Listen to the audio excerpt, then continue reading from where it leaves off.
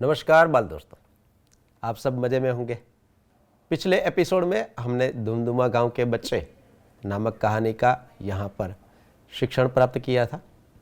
दुमदुमा गांव के जो बच्चे हैं वह अपने आप ही कुछ करना चाहते हैं और वैसे तो बच्चों में अदम्य इच्छाएं, अदम्य शक्ति होती है, लेकिन उनको उस दिशा की ओर ले जाना हमारा मूल कर्तव्य है।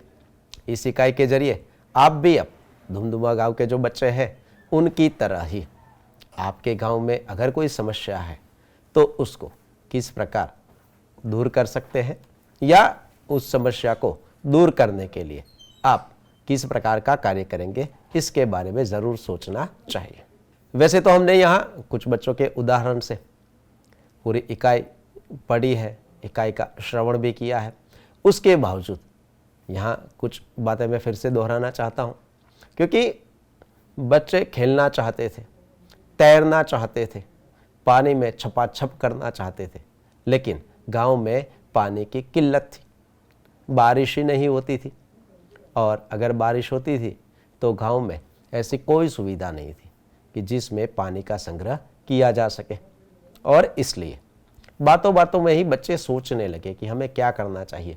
और उसमें आपने इकाई पढ़ी है इसलिए आपको पता है कि बिल्लू ने एक मज़ेदार युक्ति बताई थी। उसने कहा कि मैं हर रोज़ बादलों से प्रार्थना करूंगा कि तुम मेरे गांव में बरसो, लेकिन तुरंत महिमा ने उसे रोका और कहा कि भाई तुम्हारी प्रार्थना करने से ऐसे तो बादल थोड़ी बरसेंगे। और उसी वक्त रजिया के दिमाग में एक बहुत ही तेज युक्ति सूझी और उसने कहा क्यों ना हम गड्ढा खोदें। और गड्ढा खोदते खोदते ये तो बड़ा तालाब बन गया और फिर तो सारा गांव उन बच्चों की इस प्रक्रिया में जुड़ गया और एक बड़े से तालाब का निर्माण उस गांव में हो गया और सब आनंद से उस तालाब के पानी का उपयोग सिंचाई के लिए, नहाने के लिए करने लगे। तो बाल दोस्तों, इस इकाई के जरिए हमें इस बात को अच्छी तरह से सीखना है। साथ ही साथ कुछ चित्रों के जरिए, वैसे तो हमने एक चित्र का यहाँ पर वर्णन किया था, लेकिन आज हम ऐसी ही एक चित्र कहानी यहाँ पर पढ़ने वाले हैं कि भाई चित्र कहानी को किस प्रकार से हम कह सकते हैं या चित्रों को देखकर किस प्रकार से हमें कहानी का निर्माण करना चाहिए, उसके बारे में भी सीखना है, समझना है। तो आपकी जो ये इकाई है उसमें आपको एक मज़ेदार चित्र कहानी दी गई है और मैं जानता हूँ कि आपको कहानी सुनना तो बहुत ही अच्छा लगता है। तो आइए आज की शुरुआत इस कहानी से करते हैं। बाल दोस्तों, यहाँ पर आप एक चित्र देख रहे हैं और अगर हमें इस चित्र का उपयोग करके कहानी कहनी है तो मैं कहानी इस प्रकार से भी कह सकता हूँ कि एक बड़ा सा जंगल था या एक घना सा जंगल था। उस जंगल के बीच एक बड़ा सा तालाब था। तालाब में तो कई प्रकार के जीव रहते हैं। आपको पता है ना कि भाई पानी में कौन कौन से जीव जंतु रहते हैं, जैसे कि मछली रहती है, मेंढक पानी में भी रह सकते हैं, ज़मीन के ऊपर भी रह सकते हैं। इसके अलावा तो आपको ये सोचना है। लेकिन यहाँ जो हमारी कहानी है वह मेंढकों के साथ जुड़ी हुई है और यहाँ चित्र में मेंढकों के अलावा आप एक अन्य जीव को भी देख रहे हैं और वह है सांप। अब आप सोचेंगे कि ये तीन तीन मेंढक बैठकर क्या कर रहे होंगे और ये सांप अपना फन उठाकर क्यों तैयार हुआ होगा। तो इस कहानी में स्थिति यह है कि ये जो सांप है वह तालाब के किनारे ही एक बड़ा सा पेड़ था और उस पेड़ के नीचे ही अपना बिल बनाकर वहाँ रहता था। और सांप की जो खुराक है वह मेंढक भी है, चूहे भी है। तो यहाँ तो सांप के लिए हमेशा मौज ही मौज रहती थी कि जैसे ही मेंढक तालाब से बाहर आकर घूमते थे, सांप अपने बिल से बाहर आता था, मेंढक को पकड़ लेता था और उसका शिकार कर लेता था। यहाँ आप ये देख रहे हैं कि जैसे ही मेंढक पानी से बाहर आकर तालाब के किनारे घूमते दिखाई दे रहे थे, सांप अपने बिल से बाहर आता था और किसी न किसी मेंढक को पकड़कर अपनी खुराक बना लेता था। और ये तो हर रोज की स्थिति हो गई थी, क्योंकि सांप को तो ये अच्छा लगता था कि उसे कहीं दूर जाना नहीं पड़ता था और अपने घर के पास यानी कि अपने बिल के पास ही उसको बिल्कुल आराम से अपनी खुराक भी मिल जाती थी। तो सांप भी खुश था और यहाँ मेंढकों की स्थिति चिंतित थी। वह सोच रहे थे कि हमें क्या करना चाहिए। बार बार वो मिलते थे, उपाय सोचते थे। जिस प्रकार से हमने देखा ना कि बच्चों ने उपाय खोज डाला, तो यहाँ पर भी मेंढक इकट्ठे होते थे, सोचते थे, लेकिन कोई उपाय नहीं मिलता था। और सांप तो हर रोज मेंढक को खाता था और इस प्रकार से उनकी संख्या में कमी हो रही थी। एक दिन ऐसा ही हुआ। फिर तो मेंढकों ने सोचा कि हमें इसके लिए तो कुछ सोचना ही पड़ेगा और सारे मेंढक वहाँ इकट्ठे हो गए, आप चित्र में देख सकते हैं, और सोचने लगे। सब लोग अपनी अपनी सोच के अनुसार उपाय सोचने लगे। इतने में एक मेंढक को युक्ति सूझी। फिर तो उसने सबको बुलाकर कहा कि मेरे पास एक उपाय है। सबने कहा बताओ बताओ, हमें सांप को सबक सिखाना है। तो उस मेंढक ने कहा कि हम ऐसा करेंगे, और उसने सबको युक्ति सुना दी और युक्ति के अनुसार सब लोग तैयार हो गए कि हमें किस प्रकार से सांप को सबक सिखाना है ताकि वह हमारे किसी भी साथी को इस प्रकार से न खा सके और वह अपना बिल छोड़कर कहीं और भाग जाए। तो सबने ये तय कर लिया कि कल हम इस प्रकार से सांप को सबक सिखाएंगे। दूसरा दिन हुआ। सब लोग इसी प्रकार से तालाब के किनारे आकर घूम रहे थे। सांप भी अपने बिल से बाहर आया। सब तैयार थे और जैसे ही सांप आगे बढ़ता गया वैसे ही सांप का जो बिल था और उसके पीछे कई सारे मेंढक छिप गए थे। सांप को ये पता नहीं था और जैसे ही सांप आगे बढ़ने लगा किसी मेंढक को पकड़ने के लिए, वैसे ही सारे मेंढक जो छिप गए थे वह बाहर आए और उन्होंने सांप को काटना शुरू कर दिया। अचानक हुए हमले से सांप भी घबरा गया कि ये क्या हुआ, और वह सोच में पड़ गया कि अब मैं क्या करूं। और इसी सोच में तुरंत उसके मुंह से जो मेंढक उसने पकड़ा था वह भी छूट गया और वह हैरान परेशान होकर तुरंत अपने बिल की ओर भाग गया और बिल में छिप गया। उसके बाद वह कभी भी इस प्रकार से मेंढकों को खाने के लिए नहीं आया और मेंढक खुशी खुशी तालाब के किनारे घूमने लगे। तो बाल दोस्तों, ये तो बहुत ही मज़ेदार कहानी है और आपको भी मज़ा आया होगा। और इस कहानी में आपने ये भी देखा कि एक छोटी सी युक्ति, वैसे तो हमने सुंदरपुर गांव पोलो के बारे में भी जाना था कि किस प्रकार से उसने डाकुओं को सबक सिखाया था। दुमदुमा गांव के बच्चों ने किस प्रकार से पानी का जो प्रश्न था उसका हल किया, और यहाँ पर मेंढकों ने किस प्रकार से सांप को सबक सिखाकर उससे अपने साथियों को बचाया। तो उपाय छोटा सा है, लेकिन हम मिलकर उसका अमल करते हैं तो ज़रूर हम समस्या का सामना कर सकते हैं या समस्या को दूर भी कर सकते हैं। इसीलिए फिर से एक बार मैं आपसे यही बात कहना चाहता हूँ कि शायद आपके गांव में भी कई सारी समस्याएं होगी। गंदगी भी हो सकती है, कूड़ा लोग जहाँ मन हो वहाँ डालते होंगे, तो ऐसी कई सारी समस्याएं जैसे कि स्वच्छता की है, गंदगी की है, यानी कि पानी का जो बिगाड़ हो रहा है। तो इसके लिए अपने गांव में आप क्या कर सकते हैं, अपने साथियों को इकट्ठा कीजिए और युक्ति करके बड़ों को भी साथ में लेकर अपने गांव को स्वच्छ गांव बनाने के लिए या अपने गांव की जो भी समस्या है उसको दूर करने के लिए आप ज़रूर प्रयत्न कीजिए।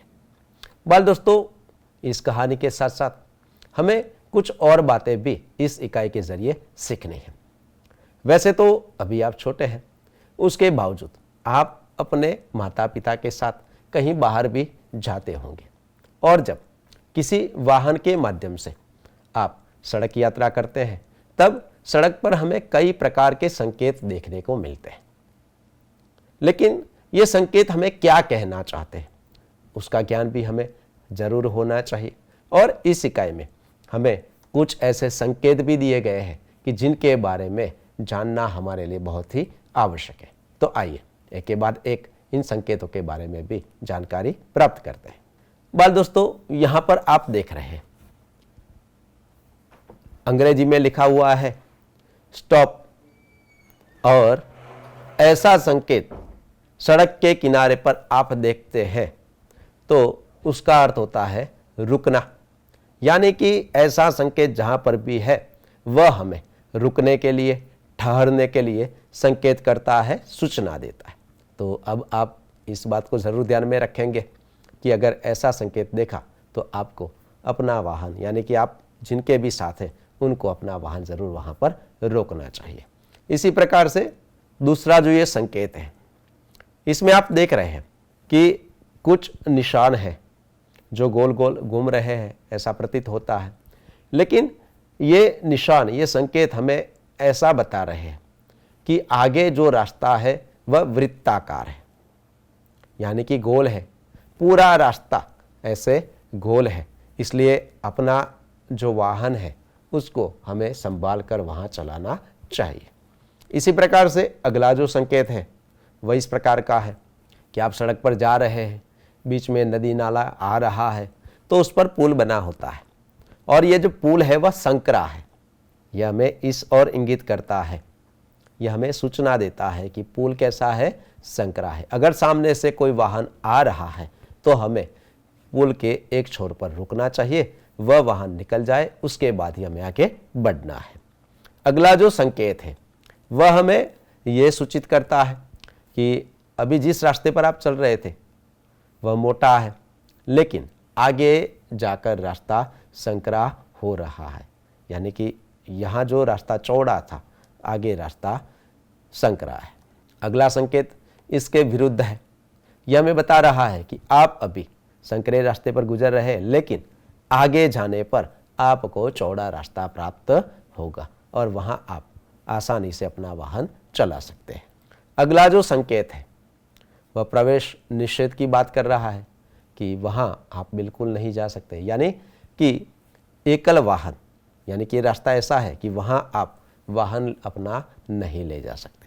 इसी प्रकार का ये संकेत भी हमें यही बात सूचित करता है कि यहाँ किसी के लिए भी आना और जाना दोनों प्रतिबंधित है, यानी कि आप वहाँ जा भी नहीं सकते और उस रास्ते से अपना वाहन निकाल भी नहीं सकते। अगला जो संकेत है, यानी कि इसमें आप देख रहे हैं कि वो एक साइकिल है और साइकिल के लिए यह रास्ता खुला है, उस रास्ते पर आप अपनी साइकिल लेकर जा सकते हैं। लेकिन इसी प्रकार से ये जो है ये संकेत हमें बताता है कि इस रास्ते पर आप साइकिल लेकर नहीं जा सकते। तो बाल दोस्तों, ऐसे तो कई सारे संकेत हैं, जैसे जैसे आप बड़े होते जाएंगे ऐसे कई सारे संकेतों का अभ्यास आप करते जाएंगे और आपको पता भी चलता जाएगा कि ये हमें क्या सूचित करता है या इस संकेत से हमें क्या समझना है। तो संकेतों के बाद भाषा की कुछ और अन्य प्रवृत्तियां भी हमें इस इकाई में करनी है, और यहाँ इस इकाई में हमें एक शब्द के प्रवृत्ति दी गई है जिसमें एक शब्द चौरस में से हमें शब्द खोजने हैं जो इस इकाई में हमने पढ़े हैं, लेकिन वह आसानी से हमें मिलने वाले नहीं है। तो आइए ये प्रवृत्ति हम शब्द कोष्ठक के जरिए देखते हैं। बाल दोस्तों, तो आप यहाँ पर देख रहे हैं कि ये शब्द कोष्ठक बना हुआ है और इनमें ऐसे शब्द हैं जो हमने इस इकाई के जरिए पढ़े भी हैं, और यहाँ एक उदाहरण भी दिया गया है। जैसे कि यहाँ पीले रंग से हमें एक शब्द बताया गया है, जैसे कि लह, लहाना, है ना। इस प्रकार से आप देख रहे हैं, तिरछे भी है, आड़े भी है और सीधे भी शब्द हम बना सकते हैं। और ऐसे कुल 12 शब्द हमें इस शब्द कोष्ठक में से ढूंढने हैं और यहाँ लिखने हैं।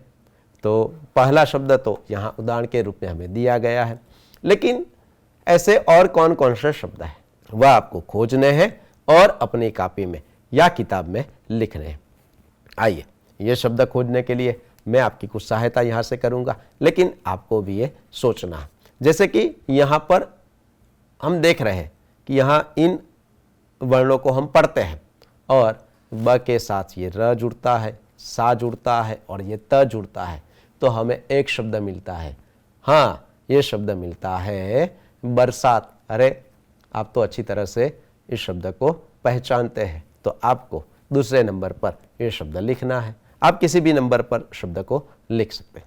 इसी प्रकार से सोचिए कि अब ऐसा कौन सा शब्द है जो आपने खोज लिया है और खोज कर अपनी किताब में भी आपने लिख लिया है। शायद आप मुझसे जल्दी भी इन शब्दों को खोज सकते हैं। जैसे कि यहाँ एक और शब्द मैं देख रहा हूँ, ये प्रार्थना। तो इस प्रकार से भी हम इन वर्णों को पसंद करके एक शब्द बना सकते हैं और शब्द बना है प्रार्थना। उसी प्रकार से यहाँ पर ना को मैं इन वर्णों के साथ जोड़ता हूँ और ये शब्द बनता है तैरना। तो बाल दोस्तों, मैंने यहाँ कुछ उदाहरण आपको दिखाए हैं, लेकिन शब्द आपको खुद को ही ढूंढने हैं, खोजने हैं और उसके बाद अपनी किताब में लिखने हैं। और फिर से एक बार वही बात बता रहा हूँ कि शब्द वही है जो हमने इस इकाई में पढ़े हैं। तो मैं मानता हूँ आप बिल्कुल ही सरलता से इन शब्दों को खोज पाएंगे और अपनी कॉपी में भी या अपनी किताब में भी लिख पाएंगे। आइए इससे आगे भाषा की कुछ विशेष बातें हमें यहाँ पर सीखनी है। वैसे तो आप क्रियाओं से परिचित हो चुके हैं कि भाई यहाँ हमने कुछ शब्द देखे थे कि जैसे बच्चे खेलना चाहते हैं, नहाना चाहते हैं, और इसी प्रकार से कई सारे ऐसे क्रियावाचक शब्द हैं कि जिनका आप भी रोजमर्रा की शब्दावली में उपयोग करते हैं। जैसे कि आप कहते हैं कि मैं नहाता हूँ, या मैं खाना खाना चाहता हूँ, मैं पानी पी रहा हूँ, मैं बैठ रहा हूँ, मैं लिख रहा हूँ, मैं दौड़ रहा हूँ, है ना। तो ऐसे तो कई सारे क्रियावाचक शब्दों का हम उपयोग करते हैं। तो इन क्रियावाचक शब्दों की सूची भी आपको अपनी कॉपी में लिखनी है कि आप हर रोज ऐसे कौन कौन से क्रियावाचक शब्द हैं कि जिनका उपयोग अपनी बोलचाल की भाषा में या बोलचाल के लिए करते हैं। आइए ऐसी रिक्त स्थान की प्रवृत्ति भी यहाँ पर देखते हैं। तो देखिए बाल दोस्तों, यहाँ पर सूचना आप पढ़ रहे हैं, कोष्टक में दी गई क्रिया के योग्य रूप से रिक्त स्थान की पूर्ति कीजिए। और इस प्रकार का पहला रिक्त स्थान, पहला विधान हमें दिया गया है कि दुमदुमा गांव में हमेशा पानी की कमी, खाली जगह थी। और इसके लिए एक क्रियावाचक शब्द भी दिया गया है, रहना। अब हमें सोचना है कि हमें अगर सही वाक्य बनाना है तो हम रहना शब्द का ही प्रयोग करेंगे या इसके अलावा इस शब्द में कुछ परिवर्तन करके हमें वहां रखना होगा। आइए इस शब्द के साथ हम इस वाक्य को फिर से एक बार पढ़ते हैं। दुमदुमा गांव में हमेशा पानी की कमी रहना थी। तो ये तो गलत प्रयोग हुआ, है ना। तो इसलिए हमें यह सोचना है। और अगर हम इसी क्रिया को इस प्रकार रखते हैं, रहना की जगह पर रहती, तो हमारा ये वाक्य सही हो जाता है कि दुमदुमा गांव में हमेशा पानी की कमी रहती थी, है ना। तो इस बात को आप समझ चुके हैं कि भाई खाना, तो मनीषा खाना खाती थी। इस प्रकार से क्रिया का प्रयोग भी हम कर सकते हैं। आइए दूसरा विधान देखते हैं। दूसरा जो रिक्त स्थान है वह इस प्रकार से है, बच्चे तालाब में खाली जगह थे। अब सोचिए हमें एक क्रिया दी गई है, नहाना। अब यहां अगर हम नहाना लिख देते हैं तो विधान इस प्रकार से बनेगा, बच्चे तालाब में नहाना थे। तो ये तो गलत प्रयोग होता है भाषा के दृष्टि से। तो यहां नहाना की जगह पर हमें कौन सा शब्द प्रयोग करना है, तो हम इस प्रकार से कर सकते हैं, बच्चे तालाब में नहाते थे। सही है ना। हाँ, आइए तीसरा उदाहरण भी देखते हैं। खेतों में मक्का और धान, खाली जगह थे। और यहां हमें एक क्रिया शब्द दिया गया है, लहलहाना। अब लहलहाना का प्रयोग करेंगे तो हमारा विधान गलत ही होने वाला है ना। तो हमें जिस प्रकार से हमने रहती, नहाते, इसी प्रकार से लहलहाना में कुछ परिवर्तन करके यहाँ पर शब्द रखना है। तो हम ऐसा भी कह सकते हैं कि भाई खेतों में मक्का और दाल लहलहाते थे। तो ये हमारा सही विधान हो गया। तो बाल दोस्तों, वैसे तो रोजमर्रा की शब्दावली में और जब आप हिंदी भाषा का अपनी बातचीत में प्रयोग करते हैं तब भी आप इस प्रकार से क्रियावाचक शब्दों का प्रयोग करते हैं। यहाँ हमने 3 उदाहरण देखे, लेकिन इसके अलावा भी कई सारे शब्द जो मैंने आपको बताए हैं उनका प्रयोग करके भी आप इस प्रकार के वाक्य अपनी कॉपी में जरूर लिख सकते हैं। इसी तरह से विशेषण के बारे में हम जान चुके हैं और विशेषण का किस प्रकार से प्रयोग होता है ये भी हमारे लिए जानना बहुत ही आवश्यक है। जैसे कि हमें एक विधान दिया गया है और उस विधान में हम नए शब्द जोड़ते हुए किस प्रकार से नया विधान भी बना सकते हैं, उसका एक अभ्यास मैं यहाँ पर आपको करवाने वाला हूँ। लेकिन उस उदाहरण के माध्यम से आपको अन्य वाक्य बनाकर भी अपनी कॉपी में लिखने हैं। आइए उस प्रवृत्ति को देखते हैं। बाल दोस्तों, यहाँ पर आप एक वाक्य देख रहे हैं, खेत में गायें चरती है। सही है, खेत में गायें चरती है, तो वाक्य तो बिल्कुल सही है। लेकिन अब मैं आपको कुछ अन्य शब्द दे रहा हूं, जैसे कि लाल, सफेद, तीन, सुंदर। इन चारों शब्दों का प्रयोग करके हमें यह वाक्य फिर से लिखना है। तो जरा सोचिए कि अब जैसे कि हमें लाल शब्द का प्रयोग करना है तो हम कहां पर करेंगे, है ना। तो आइए ये भी हम देखते हैं और समझते भी हैं। जैसे कि खेत में लाल गायें चरती हैं। पहले हमने गायों की बात की थी, लेकिन गाय के आगे लाल शब्द जोड़ने से हमें उनके रंग के बारे में पता चलता है। अगर आप कहते हैं कि 4 गायें चरती है तो गायों की संख्या हमें पता चलती है। अगर आप कहते हैं कि सफ़ेद गायें चरती है तो उनका रंग सफ़ेद है, इसके बारे में हम जान सकते हैं। यानी कि ये गायों की जो विशेषता है उसके बारे में हमें यहाँ इन शब्दों के प्रयोग से पता चलता है। आइए दूसरा उदाहरण देखते हैं। खेत में सफ़ेद गायें चरती है। देखिए, पहले लाल गायें थी, अब सफ़ेद गायें, क्योंकि हमने लाल की जगह पर यहाँ पर सफ़ेद शब्द का प्रयोग किया है। उसी प्रकार से अब तो आप वाक्य बनाकर, हाँ, अब तो आप जान चुके हैं कि ये वाक्य तीसरा किस प्रकार से बनेगा। हाँ, खेत में 3 गायें चरती है। और चौथा वाक्य, खेत में सुंदर गायें चरती है। तो बाल दोस्तों, ये 3, लाल, सफ़ेद, सुंदर, ये सारे विशेषण हैं, लेकिन अभी हमें इनका प्रयोग इस प्रकार से करना है, इतना ही इनके बारे में हमें सीखना है। अब सोचिए कि इनके अलावा ऐसे कौन कौन से शब्द हैं। जैसे कि हमने यहाँ रंग के बारे में जाना, संख्या के बारे में जाना, सुंदर है, ये भी हमने यहाँ पर समझा। इसके अलावा आप गायों के लिए ऐसे कौन कौन से शब्दों का प्रयोग कर सकते हैं। जैसे कि आप कह सकते हैं छोटी गायें चर रही है, मोटी गायें चर रही है, पतली गाय घास चर रही है ना। और ऐसे तो कई सारे शब्द हैं। आप ये भी कह सकते हैं कि मेरी गाय चर रही है ना। तो इस प्रकार से भिन्न भिन्न शब्दों का प्रयोग करके आपको एक ही वाक्य भिन्न भिन्न तरीकों से लिखना है। हमने यहाँ पर गाय का उदाहरण देखा, अब आप इस उदाहरण को बदलकर इन शब्दों का फिर से प्रयोग करके अन्य वाक्य भी बना सकते हैं और अपनी कॉपी में लिख सकते हैं। और आपको ये काम जरूर करना है और अपने अभिभावकों को भी बताना है। आइए वैसी ही एक अन्य प्रवृत्ति हमें यहाँ पर अभ्यास के रूप में दी गई है, उसके बारे में भी जानते हैं। बाल दोस्तों, यहाँ पर सूचना दी गई है कि कोष्टक में दिए गए शब्दों का उपयोग करके वाक्य लिखिए। देखिए, यहाँ उसी प्रकार का उदाहरण दिया गया है और शब्द दिए गए हैं लाल, रंग बिरंगे, 3 और सुंदर। आप सोचेंगे कि यहाँ एक ही शब्द नया है, रंग बिरंगे, क्योंकि पहले गाय में हमने लाल, सफ़ेद, 3 और सुंदर का प्रयोग कर लिया है। लेकिन यहाँ वाक्य हमारे लिए नया है। बगीचे में फूल खिले हैं, तो अब तो ये आप खुद इस प्रवृत्ति के बारे में जान चुके हैं, इसलिए आप खुद ही करेंगे। मैं यहाँ आपको कुछ बताने वाला नहीं हूँ। तो अपनी कॉपी में या अपनी किताब में आप इन शब्दों का प्रयोग करके यह वाक्य फिर से लिखिए और अपने अभिभावक को ज़रूर दिखाइए। उसी प्रकार से नीचे एक और प्रवृत्ति दी गई है जिसमें हमें कुछ शब्द दिए गए हैं और सूचना है कि निम्नलिखित शब्दों का उपयोग करके वाक्य बनाइए। और शब्द है होशियार, सुंदर, काला, छोटा और थोड़ा। तो इन शब्दों का उपयोग करके अपनी सोच के अनुसार हमें वाक्य का निर्माण करना है। और आप ऐसा नहीं है कि होशियार शब्द का प्रयोग करके आपको एक ही वाक्य बनाना है, आप एक से भी ज़्यादा कई सारे वाक्य बना सकते हैं और आपको ज़रूर ये बनाने हैं। और जितना इस प्रकार से आप वाक्य का निर्माण करेंगे, आप अच्छी तरह से भाषा को भी सीख सकेंगे। तो बाल दोस्तों, इन सारी प्रवृत्तियों से भाषा की कुछ विशेष बातें भी हमने यहाँ पर जानने का प्रयत्न किया और साथ ही साथ आप जितना उसका अभ्यास करेंगे, आप खुद भी अच्छी तरह से भाषा को सीख सकेंगे। और जब आप व्यक्तिगत रूप से बोलते हैं यानी कि अभिव्यक्त होते हैं या जब आप लिखते हैं, तब भी आप अच्छी तरह से अपनी अभिव्यक्ति कर सकते हैं।